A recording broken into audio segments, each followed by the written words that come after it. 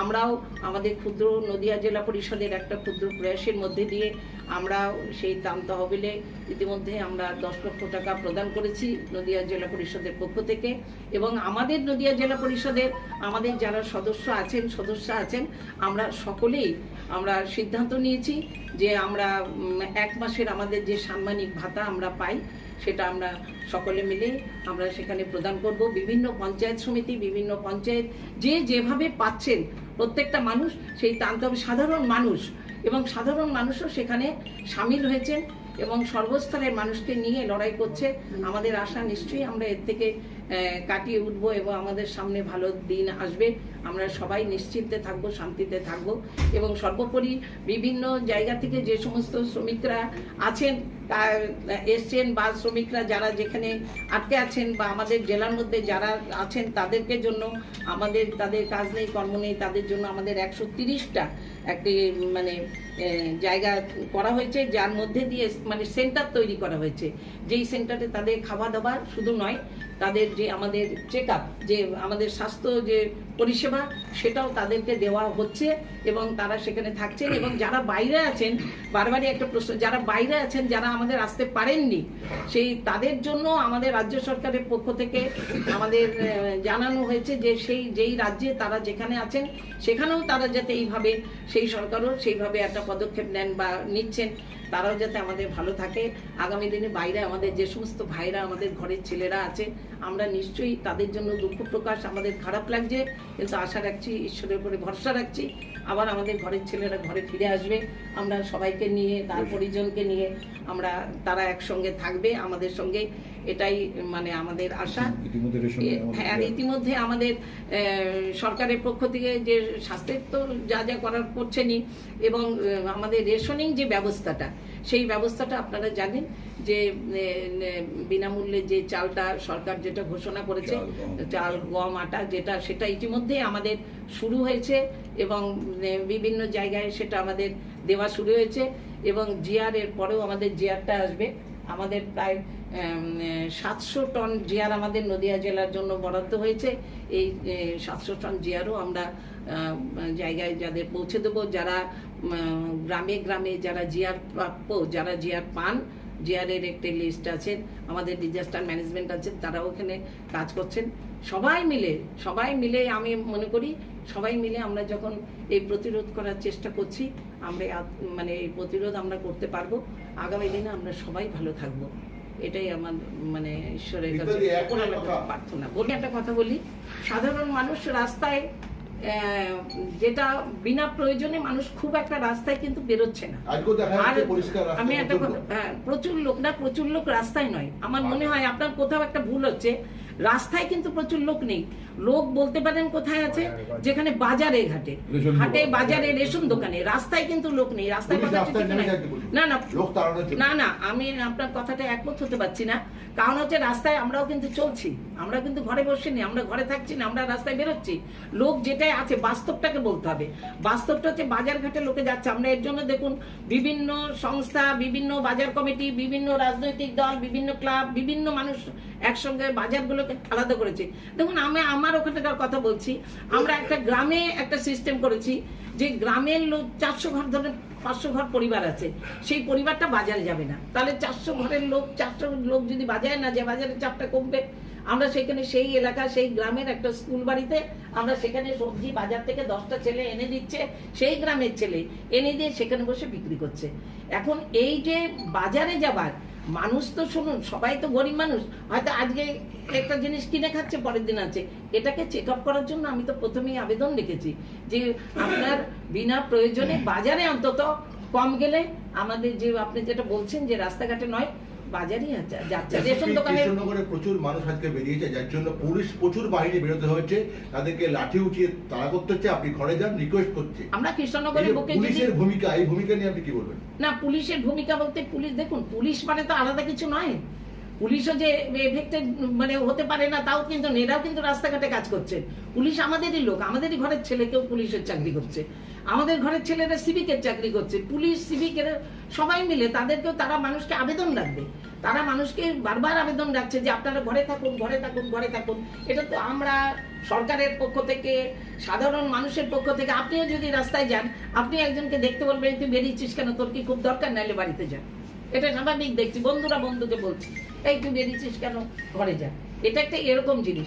পুলিশের যে ব্যক্তিগতভাবে আমি বলবো, পুলিশের যে ভূমিকা আছে, আপনারা দেখেছেন পুলিশ কিন্তু সর্বক্ষণের জন্য কাজ করছে, সর্বক্ষণের জন্য কাজ করছে। দেখুন, আমরা কিন্তু ফার্স্ট টাইম যখন মনে হয়েছে কেউ বাইরে থেকে এসছে, আমাদের গ্রামের লোকরা কিন্তু তার বাড়ি থেকে তাকে আনতে পারেনি, পুলিশে কিন্তু স্বাস্থ্য দপ্তরের আধিকারিকের সঙ্গে নিয়ে গিয়ে তাকে নিয়ে এসছে, তাকে যাতে আমরা ভালো রাখতে পারি তার চেষ্টা করেছেন। খবরটা সেখান থেকে এসছে, নিয়েছে। পুলিশ কি আরো করা হওয়া উচিত? কে পুলিশ? পুলিশ কি আরো করা হওয়া উচিত? দেখুন, এটা আমার ভালোর জন্য যদি কেউ ভালো করে, সেই ভালোটা আমি নিশ্চয়ই সবসময় চাইবো সে সেই ভালোটা করুক। আরে শক্ত হওয়া উচিত পুলিশকে, এটা বলছেন? না, পুলিশ নিশ্চয়ই শক্ত আছে, এবং আমি আবারও বলছি এই কথাটা, আমাদের নিজের ভালোর জন্য কেউ যদি ভালো করতে আসে, সেটাকে আমি বলবো সেটা সে করবে, সে ভালো আমাদের ভালোর জন্যই করবে। আচ্ছা, ওইটা ওই 1 মাসের যে ভাতাটা বললো, এটা কত, সংখ্যাটা বা কারা দিয়েছে? জেলা পরিষদ না পঞ্চায়েত? বললে এখানে বেশ কিছু জায়গাতে মানুষের কাছে যেটা আসছে যে কোনো কারণে মানুষ ঠিকঠাক, গরিব মানুষরা নাকি এর পরিষেবা পাচ্ছে না, অন্যদেরকে দিয়ে দেওয়া হচ্ছে। এই বিষয়ে বেশ না, আমি একটা কথা বলি, দেখুন, এটা একটা রেশনটা, এটা আমার রেশনিং ব্যবস্থা না, যেগুলো দিচ্ছে, আমি একটা কথা বলি, এটা না, যেগুলো দিচ্ছে রেশনিং ব্যবস্থার মাধ্যমেই কিন্তু দিচ্ছে। আমার মনে হয় কত ভুল হচ্ছে। আপনার কিন্তু খাদ্য দপ্তর যেটা করছে সেটা কিন্তু রেশনিং ব্যবস্থার মধ্যে থেকে হচ্ছে, এবং রেশনিং ব্যবস্থাটা সরকারি একটা পরিকাঠামোর মধ্যে দিয়ে চলে, সেখানে বিশৃঙ্খলার কোনো কিছু নেই। যেই সিস্টেমে এটা চলে, সেই সিস্টেমে সরকারি বিজ্ঞপ্তি অনুযায়ী আমাদের রেশনের সিস্টেমটা সেভাবে চলছে। এখানে যদি কেউ কিছু বলে, সেটা আমার মনে হয় সঠিক না। আচ্ছা, 130টা সেন্টারে মাইগ্রেন্ট লেবার যারা রয়েছে তাদের কত নাম্বারটা, কত সংখ্যায় রয়েছে এখানে? সংখ্যাটা 130টা ধরুন, কোথাও তো ইট ভাটা আছে, শোনো, কোথাও 50 জন আছে, কোথাও 60 জন আছে, কোথাও 70 জন আছে, কোথাও 80 জন, 100 জন, যেমন ইট ভাটাগুলো আছে, এগুলো আছে। তারপরে এমসে কাজ করতে বাইরের লেবাররা এসছে, যাবে কি করে? তাতে যাবার ব্যবস্থা নেই।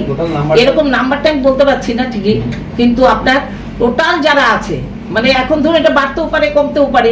এখন পর্যন্ত আগে যেমন অনেকেই গেছিল, আবার ধরুন অনেকে গাড়ি করে সে কাছাকাছি থাকলে তাকে বাড়ি পাঠিয়ে দেওয়া হয়েছে, আবার তাকে ফিরিয়ে আনা সম্ভব হবে। কিন্তু যাদের একদম ফিরিয়ে দেওয়া সম্ভব না, যাদের বাইরে পাঠানোই সম্ভব না, তাদেরকে কোনো রকমে তাদেরকে আমাদের থাকা খাওয়ার ব্যবস্থাটা কারা করছে? এটা শুনুন, আমাদের সরকারি পক্ষ থেকেও সেটা হচ্ছে, এবং যদি কোনো প্রাইভেট কন্ট্রাক্টে যদি কোনো প্রাইভেট মালিকানা থাকে, তার লেবার গুলোকে তো সযত্ন করতে পারবে না, হয় সে বলবে যে আমরা করব না বা কিছু, সেটাও করছে না। যারা ব্যক্তিগতভাবে যাদের শ্রমিকরা আছে, কর্মচারীরা আছে, তারাও সেখানে হেল্প করছেন, তারাও তাদের দেখভাল করছেন, কিন্তু স্বাস্থ্যের পরিষেবাটা আমাদের জেলার পক্ষ থেকে স্বাস্থ্যের পরিষেবাটা দেওয়া হচ্ছে। এই সোনার বাংলা প্রজেক্টে একটা বাহাদুরপুরে কাজ হচ্ছে, ওখানে বেশ কিছু শ্রমিক আটকে আছে। এই বিষয়টা ওরা নাকি জানিয়েছে, কিন্তু কোনো রকম সদুত্তর পায় না। নিশ্চয়ই জানি। শুনুন, আমি একটা কথা বলি, দেখুন, এটা তো একটা বিপর্যয়। এটা কি পরিকাঠামো ছিল না, আমাদের তৈরি করতে হবে। যদি কোনো ভাই আমাদের এরকম অবস্থায় থাকে, আমরা নিশ্চিত ভাবে তার জন্য আমাদের মানে এইখান থেকে বলতে হবে না, নিশ্চয়ই আমাদের যে আমাদের যে জায়গা তৈরি আছে নদিয়া জেলায়, যেভাবে তারা কাজ করছেন আমাদের, হ্যাঁ, সেইভাবে আমার মনে হয় তারা নিশ্চয়ই সেই পরিষেবাটা পাবে। আমাদের কন্ট্রোল রুম আছে, আমাদের কন্ট্রোল রুমে একটা নম্বর আছে। যদি কেউ কোনো সময় কোনো রকম এই করোনা পারপাসে যদি কোনো রকম অসুবিধা ফিল করে, যদি তাদেরও কারো কোনো প্রয়োজন হয়, আমাদের সেই নম্বরটাকে আমরা বলি 7548975303। এই নাম্বারে কেউ ফোন করলে নিশ্চয়ই সে যে অবস্থায়, করোনা পারপাসে তার যে অবস্থায় আছেন, আমরা নিশ্চয়ই আমাদের যে জায়গা আছে আমাদের, সেখান থেকে আমরা নিশ্চয়ই কন্ট্রোল রুম থেকে আমরা সেই জায়গা মতন পৌঁছবে, এবং তার যে পরিষেবা পাওয়ার দরকার সেটা পাবে। আরেকবার নাম্বারটা বলুন। 7548975305। আচ্ছা, আরেকটা যেটা প্রশ্ন, সেটা হচ্ছে ফুলিয়া কোচবিহারের কয়েকশো তাঁত শ্রমিক কাজ করে, তারা এই লকডাউনের কারণে বাড়ি যেতে পারেনি। একটা বাড়িতে প্রায় 5 থেকে 6 জন করে কাজ করে। সেখানে একটা সমস্যা দেখা গিয়েছে যে যারা শ্রমিক তারা বলছে আমরা ঠিকমতো খেতে পাচ্ছি না, বাড়ির লোকজন আতঙ্কিত, আমরা যেহেতু বাড়ি যেতে পারছি না, আর এক ঘরে আমাদের গ্যাদারিং হয়ে থাকতে হচ্ছে। মহাজনরা বলছে যে কাজ নেই, আমরা খাবো কি আর ওদেরই বা খেতে দেবো কি। এই বিষয়ে ভিডিওর সঙ্গে কথা হয়েছিল, যদি ভিডিও পাঠানোর ব্যবস্থা করতে পারেনি, যে এই মুহূর্তে পাঠানো সম্ভব নয়, তাদের জন্য কি কিছু ভাবা হবে? হ্যাঁ, বিডিও অফিসে যখন নিশ্চয়ই বলেছেন, যদি সেখানকার মহাজন, আমি জানি ফুলিয়াতে বহু মহাজন আছে, 12 মাস তাদেরকে নিজের বাড়ির ছেলের মতনই ওরা অনেকে প্রায় থাকে তাঁতিরা, কারণ ওরা 12 মাস থাকে, তো ওরা পরিবারেরই একজন সদস্য হিসেবেই ফুলিয়াতে থাকেন সকলের বাড়িতে। এখন থাকার জায়গাটা হলো যেটা বলছেন এক ঘরে আছে। এখন দেখুন, এখন আমার বাড়িতে থাকলে সবার তো সিঙ্গেল রুমে থাকার মতন পরিকাঠামো নেই। হ্যাঁ, সেটাকে তো চট করে তৈরিও করা যাবে না যে আমরা একদম বাড়িতে 15টা লোক আছে, 15 জনের জন্য 15টা ঘর, এটা তো তৈরি করা যায় না। এখন এই যে পরিস্থিতি, এইটা আপনার নিশ্চয়ই ঠিক হবে, এবং তাদের যদি কোনো প্রয়োজন হয়, ব্লক অফিস সদস্যদের জন্য খোলা থাকছেন, বিডিওরা থাকছেন, সকলে থাকছেন, নিশ্চয়ই তার যদি কোনো প্রয়োজন হয় পেয়ে যাবে তারা, অসুবিধার কিছু নেই।